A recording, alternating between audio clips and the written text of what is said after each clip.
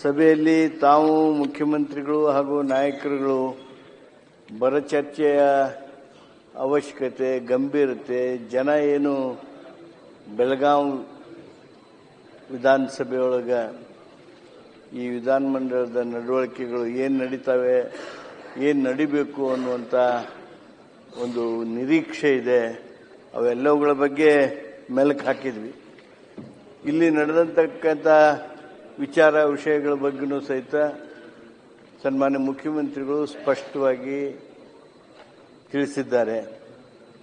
ಈ ಹಿನ್ನೆಲೆಯೊಳಗೆ ಬರದ ಚರ್ಚೆ ಆಗಬೇಕು, ಉತ್ತರ ಕರ್ನಾಟಕದ ಚರ್ಚೆ ಆಗಬೇಕು ಅನ್ನುವ ವಿಶೇಷ ಆಸಕ್ತಿಯಿಂದ ಎಲ್ಲ ಸದಸ್ಯರು ಮಾತನಾಡಬೇಕು ಅನ್ನೋರಿದ್ದಾರೆ.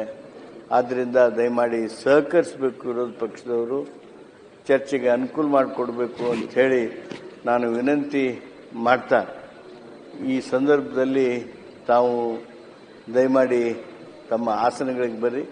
ನಿಮ್ಮ ವಿಷಯದ ಬಗ್ಗೆ ಉತ್ತರ ಕೊಡೋದ್ರ ಬಗ್ಗೆ ಒಂದು ನಿಮಿಷ ನಾನು ಮೊದಲನೇ ಹೇಳಿದೆ, ಸನ್ಮಾನ್ಯ ಗೃಹ ಸಚಿವರು ಸದ್ಯ ಬೆಳಗಾಂದಲ್ಲಿಲ್ಲ, ಬೆಂಗಳೂರಿಂದ ಅವ್ರು ಬರಬೇಕು.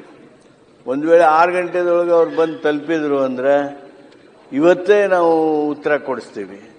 ಒಂದು ವೇಳೆ ಬರೆದಿದ್ರೆ ನಾಳೆ ಎಷ್ಟು ತೀವ್ರವಾಗಿ ಸಾಧ್ಯ ಇತ್ತೋ ಅಷ್ಟು ತೀವ್ರವಾಗಿ ಉತ್ತರವನ್ನು ಕೊಡಿಸ್ತೀವಿ. ಬಹುಶಃ ಇದು ತಮಗೆ ಸಮಾಧಾನ ತರ್ತದ ಅಂತ ಹೇಳಿ ಭಾವಿಸ್ತೀನಿ. ಆದ್ದರಿಂದ ದಯಮಾಡಿ ತಮ್ಮ ಆಸನಗಳಿಗೆ ಬನ್ನಿ, ಚರ್ಚೆಯನ್ನು ಮುಂದುವರಿಸೋದಕ್ಕೆ ಸಹಕಾರ ನೀಡಿ. ಸನ್ಮಾನ್ಯ ಅಧ್ಯಕ್ಷರೇ, ತಾವು ಕರೆದ ಸಭೆಗೆ ನಾವೆಲ್ಲರೂ ಬಂದಿದ್ದು, ನಾವು ಕುಮಾರಸ್ವಾಮಿ ಅವರು ಮುಖ್ಯಮಂತ್ರಿಗಳೆಲ್ಲ ಬಂದಿದ್ರು. ಚರ್ಚೆ ಆಗಿದೆ, ತಮ್ಮ ಸರ್ಕಾರದ ಭಾವನೆಗಳನ್ನು ಹೇಳಿದ್ದಾರೆ. ನಾವು ಇದನ್ನ ಸೀರಿಯಸ್ ಆಗಿ ತೆಗೆದುಕೊಳ್ತೀರಿ, ಮತ್ತೆ ನಿಷ್ಪಕ್ಷವಾದಂತ ತನಿಖೆ ಆಗುತ್ತೆ ಅನ್ನೋ ಮಾತನ್ನು ಹೇಳಿದಿರಿ. ಅದೇ ರೀತಿ ಗೃಹ ಸಚಿವರು ಇವತ್ತು ಅಥವಾ ನಾಳೆ ಬರ್ತಾರೆ, ಬಂದ ತಕ್ಷಣ ಈ ಚರ್ಚೆಗೆ ನಾವು ಉತ್ತರ ಕೊಡ್ತೀರಿ ಅಂತ ಹೇಳಿದ್ದಾರೆ. ಅದ್ರ ಜೊತೆಗೆ ನಾನು ತಮ್ಮ ಹತ್ರನೂ ವಿನಂತಿ ಮಾಡಿದ್ದೀನಿ, ಸೇಮ್ ಕೇಸ್ ಒಂದು ಅಭಯ್ ಪಾಟೀಲ್ ಅವ್ರದ್ದು ಸೇಮ್ ಕೇಸ್ ಇದೆ, ಅದಕ್ಕೆ 1 ನಿಮಿಷ ಕೊಟ್ಟಿ ಅಂತ ಹೇಳಿದ್ರೆ ಎರಡೂ ಸೇರಿಸಿ, ಇವೆರಡು ವಿಚಾರಕ್ಕೆ ಸೇರಿಸಿ ನಾಳೆ ಉತ್ತರ ನಮ್ಮ ಸದಸ್ಯರು ಬೆಳಗಾವಿ ಕಾರ್ಪೊರೇಟ್ ಅಭಯ್ ಪಾಟೀಲ್ ಮಾತಾಡ್ತಾರೆ, ನಾನು ಬಂದ್ಬಿಡ್ಬೋದು. ಈಗ ಕೊಡ್ತಾನೆ ಲೈನಪ್ ಆಗಿದೆ, ಅಲ್ಲ ಲೈನಪ್ ಕೊಡ್ತಾನೆ ನಾನು. ಈಗ ಇದೆಯಲ್ಲ, ದಯಮಾಡಿ ತಗತ್ತೀವಿ ಅಂದಿದ್ರೆ ದಯಮಾಡಿ ಜೀರೋ ತಕ್ಷಣ ಮಾಡಿಸಿ. ಅಲ್ಲ, ಇದು ಏನಿದೆ ಅಂದ್ರೆ ಎಲ್ಲಾ ಪೇಪರ್ ಅಲ್ಲೂ ಇವತ್ತು ನಮ್ಮ ಅಲ್ಲ ನೋಡಿ, ಈ ಜೀರೋ ಮುಗಿಲಿ ಮತ್ತೆ ಸಬ್ಜೆಕ್ಟ್ ಆಯ್ತು ಬರಬೇಕು. ಮಾನ್ಯ ಸಭಾಧ್ಯಕ್ಷರೇ, ಇದು ನಮ್ ಎಲ್ಲ ಇದನ್ನ ಪೇಪರ್ ಕಡ್ತಾ ಇಲ್ಲಿ ನಿಮ್ಮ ನಿಡುವಳಿನಲ್ಲಿ ದಾಖಲಾಗಿರೋದು ಎಲ್ಲ ಶೂನ್ಯ ವೇಳೆ ಮುಗಿದ ತಕ್ಷಣ ಜೊತೆಗೆ ಹಾಕಬೇಕು ಅಂತ ಹೇಳಿ ಮನವಿ ಮಾಡಿದ್ರೆ ನಮ್ ರಕ್ಷಣೆ ಬರಬೇಕು. ಮಾನ್ಯ ಸಭಾಧ್ಯಕ್ಷರು, ದಯಮಾಡಿ ನಮ್ಮನ್ನ 25 ವರ್ಷ ಶಾಸಕನ ಕೆಲಸ ಮಾಡಿದಕ್ಕೆ ಇದು ಸಿಕ್ಕಿರೋದು ನನಗೆ ಅವಾರ್ಡ್ ಮಾಡಿ ಇದಕ್ಕೆ ಮತ್ತೆ ಅವಕಾಶ ಮಾಡಿ ಕೊಡ್ತೇವೆ. ಸದಸ್ಯರು ದಯವಿಟ್ಟು ಶಾಸನ ಸ್ವೀಕರಿಸಿ, ಆಮೇಲೆ ಏನ್ ಬೇಕಾದ್ರೂ ಮಾಡಿ ಸ್ವಾಮಿ. ಈಗ ಎರಡನೇದು ಕೊಬ್ಬರಿ ಬಗ್ಗೆ ಚರ್ಚೆ ಮಾಡಿ ಶಿವಲಿಂಗೇಗೌಡರು, ಅದ ನಂತರ ರೇವಣ್ಣರವರು. ಸನ್ಮಾನ್ಯ ಅಧ್ಯಕ್ಷರೇ, ನೆಕ್ಸ್ಟ್ ಲೈನಪ್ ಆಗಿದೆ. ಈಗ ಕೊಬ್ಬರಿ ಹೌದು, ಲೈನ್ ಸಬ್ಜೆಕ್ಟ್ ವೈಸ್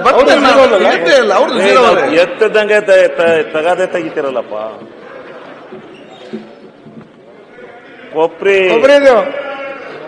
ದರ ಮಾತಾಡ್ತಿದ್ದಾರೆ ಶಿವಲಿಂಗೇಗೌಡರು. ಕಳೆದ ವರ್ಷ 18,000 ಶೂನ್ಯ ಮೇಲೆ ಅಲ್ಲ ಹೋಗಿತ್ತು, ಪಾತಾಳಕ್ಕೆ ಹೋಗಿತ್ತು. ಅದನ್ನ ಈಗ ಮಧ್ಯ ಪ್ರವೇಶ ಮಾಡಿ ಭಾರತ ಸರ್ಕಾರ ನಾಫೆಡ್ ಅನ್ನ ಹಾಕಿ 11,800 ರೂಪಾಯಿ, 875 ರೂಪಾಯಿ MSP ಬೆಲೆಯನ್ನು ಕೊಟ್ಟು, ಮಿನಿಮಮ್ ನೀಡ್ ಪ್ರೈಸಸ್ ಏನಿದೆ ಸಪೋರ್ಟಿಂಗ್ ಪ್ರೈಸ್ ಕೊಟ್ಟು ಖರೀದಿ ಮಾಡಿದ್ರು. ಖರೀದಿ ಮಾಡಿ ಆದ್ಮೇಲೆ ಈಗ 6 ತಿಂಗಳಾಯ್ತು ನಿಲ್ಲಿಸಿ. 6 ತಿಂಗಳಿಂದ ಕೊಬ್ಬರಿಯ ಬೆಲೆ 18,000 ಇದ್ದದ್ದು ಇವತ್ತು 7,000-7,500 ರೂಪಾಯಿ ಬಂದಿದೆ. ಒಂದು ಭಾರತ ದೇಶದ ಸಂವಿಧಾನದ ಚೌಕಟ್ಟಿನಲ್ಲಿ ಮತ್ತು ಒಂದು ವ್ಯವಸ್ಥೆ ಒಳಗಡೆ ಭಾರತ ದೇಶದಲ್ಲಿ ಯಾವುದಾದ್ರೂ ಒಂದು ರಾಜ್ಯದಲ್ಲಿ ಆಗ್ಬೋದು, ಯಾವುದೇ ಒಂದು ಪ್ರದೇಶದಲ್ಲಿ ಏನು ರೈತ ಬೆಳೀತಕ್ಕಂಥ ಪದಾರ್ಥಗಳ ಬೆಲೆ ಮಾರುಕಟ್ಟೆಯ ಬೆಲೆಗಿಂತ ಕುಸಿದಾಗ ತಕ್ಷಣ ಕೇಂದ್ರ ಸರ್ಕಾರ ಎಂಎಸ್ಪಿ ಬೆಲೆಯನ್ನ ಕೊಟ್ಟು ಅದನ್ನ ನಾಫೆಡ್ಗೆ ವಹಿಸಿ ಒಂದು ಖರೀದಿಯನ್ನ ಮಾಡಿಸ್ತಕ್ಕಂಥದ್ದು ಸಂಪ್ರದಾಯ ಮತ್ತು ಕಾನೂನು. ಆದರೆ ಇವತ್ತು ಕೇಂದ್ರ ಸರ್ಕಾರ 6 ತಿಂಗಳಿಂದ ಹೋದಂತವರು ಮತ್ತೆ ರಾಜ್ಯದ ಕಡೆ ತಿರುಗಿ ನೋಡಿಲ್ಲ. ಈ ಕೊಬ್ಬರಿ ಬೆಳೆ ಹೆಂಗೆ ಅಂದ್ರೆ ಇಡೀ ವರ್ಷ ಬರ್ತಾ ಇರುತ್ತೆ. 3 ತಿಂಗಳು ಈ ಏನು ಸೆಕ್ಷನ್ ವೈಸು ಕೊಬ್ಬರಿನ ಗುಡ ಹಾಕ್ತಾರೆ ಆ ಪ್ರಕಾರ ಕೊಬ್ಬರಿ ಬರ್ತಾ ಇರುತ್ತೆ. ಇಡೀ ವರ್ಷ ಎಲ್ಲ ಇರಬೇಕು. ಕೊಬ್ಬರಿ ಕೊಬ್ಬರಿ ತಡಿಯಪ್ಪ, ಒಬ್ಬೊಬ್ರು ಉಚ್ಚಾರಣೆ ಒಂದೊಂದು ನಮ್ಮಲ್ಲಿ ಆಡು ಭಾಷೆಯಲ್ಲಿ ಕೊಬ್ಬರಿ ಅನ್ನೋದು ಕೊಬ್ಬರಿ ಅಂತ ಹೇಳ್ತಾರೆ. ನಮ್ಮ ಕಡೆ ಏನ್ ರೂಢಿ ಐತೆ ಅದ್ ನಾವು ಮಾತಾಡ್ತೀವಿ. ಈಗ ಕೇಂದ್ರ ಸರ್ಕಾರ ಹಿಂದೆ 1.5 ವರ್ಷಗಳ ಕಾಲ ಉತ್ತರ ಭಾಗದ ರೈತರು ಧರಣಿ ಕೂತು ಅವತ್ತು ಒಂದು ನಿರ್ಣಯ ಆಗಿತ್ತು. ಪ್ರಧಾನಮಂತ್ರಿಗಳು ಮಾತು ಕೊಟ್ಟು ನಾವು ವೈಜ್ಞಾನಿಕವಾದಂಥ ಎಂಎಸ್ಪಿ ಬೆಲೆಯನ್ನ ಆಗಿಂದಾಗ್ಗೆ ವೈಜ್ಞಾನಿಕವಾದಂಥ ಎಂಎಸ್ಪಿ ಬೆಲೆಯನ್ನು ಕೊಡ್ತೇವೆ. ಯಾವುದೇ ಮಾರುಕಟ್ಟೆಗಿಂತ ಬೆಲೆ ಕಡಿತಗೊಂಡಂತ ಸಂದರ್ಭದಲ್ಲಿ ನಾವು ಮಾರುಕಟ್ಟೆಯನ್ನು ಪ್ರವೇಶ ಮಾಡ್ತೀವಿ, ನಾವು ನಾಫೆಡ್ ಮುಖಾಂತರ ಕೊಂಡ್ಕತ್ತೀವಿ ಅಂತಕ್ಕಂಥ ಮಾತನ್ನ ಹೇಳಿ ಅವತ್ತು ಪಂಜಾಬ್ ಆ ಭಾಗದ ಎಲ್ಲ ರೈತರನ್ನ ಅವತ್ತು ಧರಣಿಯಿಂದ ಮೇಲಕ್ಕೆ ಎಬ್ಬಿಸಿದ್ರು. ಈಗ ಧರಣಿಯಿಂದ ಮೇಲಕ್ಕೆ ಎದ್ದಾಯ್ತು ಕೇಂದ್ರ ಸರ್ಕಾರದಲ್ಲಿ. ಈಗ ಶೂನ್ಯ ವೇಳೆ ವಿಷಯ ಪ್ರಸ್ತಾಪಿಸಿ ಯಾತಕ್ಕೆ ಬೆಲೆ ಕುಸಿದ ಬೇರೆ ಕಾಲಿಂಗ್ ತಗೊಂಡು ಹೇಳ್ತೇನೆ. ನೀವು ಅದನ್ನು ಚರ್ಚೆ ರೈತರ ಸಮಸ್ಯೆ ಒಂದ್ ಸ್ವಲ್ಪ ಎಂತೆಂತ ಅವಕಾಶ ಕೊಡ್ತೀರಿ. 2 ನಿಮಿಷ ಕೊಡ್ರಿ, ಏನು ಆಗೋದಿಲ್ಲ. ಯಾರನ್ನಾರ ಮಾತಾಡಿದ್ರೆ ರಾಜ್ಯ ಸರ್ಕಾರದ ಇದೇನು ಸ್ಟೇಟ್ ಸಬ್ಜೆಕ್ಟ್ ಅಲ್ವಾ?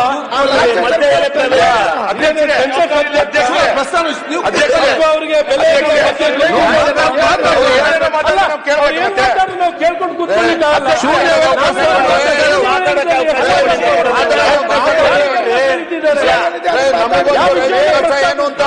ಕೊಬ್ಬರಿ ಬೆಲೆ ಯಾಕೆ ಬೇಕು? ಮಿನಿಮಮ್ ಸಪೋರ್ಟ್ ಪ್ರೈಸ್ 11,000 ಇದೆ.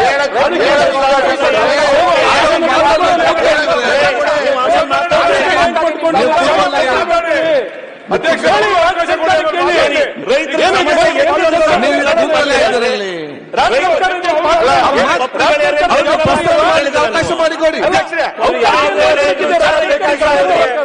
ಎದ್ದು ಬಿಡ್ತೀರಾ? ಜವಾಬ್ದಾರಿ ಇಲ್ವಾ? ಪ್ರಸ್ತಾವನೆ ಮಾಡ್ತಿರ್ಬೇಕಾದ್ರೆ ರಾಜ್ಯ ಸರ್ಕಾರದ ಗಮನ ರಾಜ್ಯ ಸರ್ಕಾರ ಅಶ್ವತ್ಥ ಅವರೇ ಕೊಬ್ಬರಿಗೂ ನಿಮ್ಗೆ ಕೊಬ್ಬರಿ ಬಗ್ಗೆ ನಿಮ್ಗೆ ಏನ್ ಗೊತ್ತಿತ್ತೆ? ಏನಾದ್ರು ಗೊತ್ತಿದ್ಯಾ ಅಧ್ಯಕ್ಷರೇ? ಅಶ್ವತ್ಥನಾರಾಯಣ ಅವರು ಅಧ್ಯಕ್ಷರೇ ನಾವು ಅಧ್ಯಕ್ಷರೇ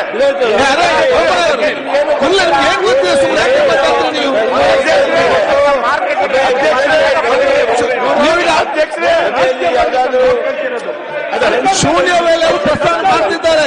ಪ್ರತಿಪಕ್ಷ ಅಲ್ಲ, ಸರ್ಕಾರ ಅವರು ಏನಿಲ್ಲ ರಾಜಕೀಯ ಪ್ರೇರಿತವಾಗಿ ಮಾತಾಡೋದ? ಮಾತಾಡಲಿ ಸರ್ಕಾರ ಮೇಲೆ ಜವಾಬ್ದಾರಿ ಇಲ್ವಾ? ಅಲ್ಲ, ಅವರು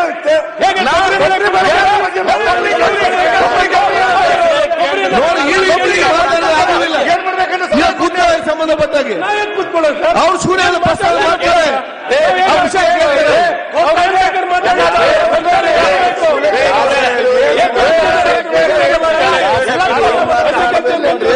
ಕೃಷಿ ಮಂತ್ರಿಗಳಿದ್ದಾರೆ, ಏನ್ ಮಾಡ್ತಿದ್ದಾರೆ? ಅವರು ಪ್ರಸ್ತಾವ ಮಾಡ್ತಾರೆ. ಆದಷ್ಟು ಬೇಗ ಪ್ರಸ್ತಾವ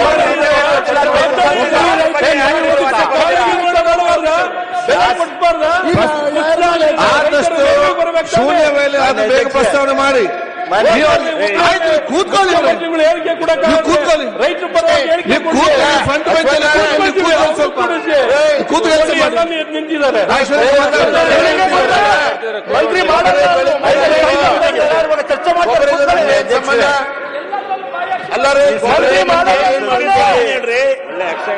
ಈ ಸದನದಲ್ಲಿ ಬೆಂಗಳೂರು ಯಾವ ಶಾಸಕರು